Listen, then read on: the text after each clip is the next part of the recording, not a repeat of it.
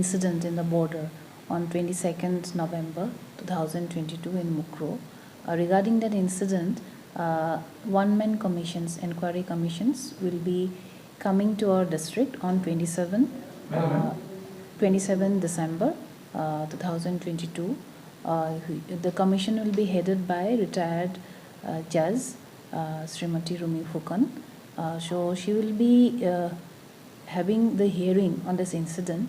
So I would request any individuals and organizations, if they want to share their any evidence or they want to speak with the commission, then they may attend the hearing session on 27 December at Donkamakam Irrigation IB from 10 a.m.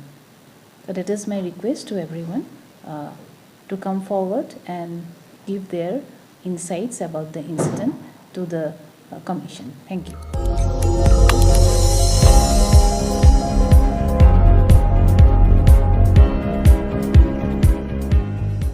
Nang litum kalang bom lake Malong News 24/7 hampang aparman klar da kabirta.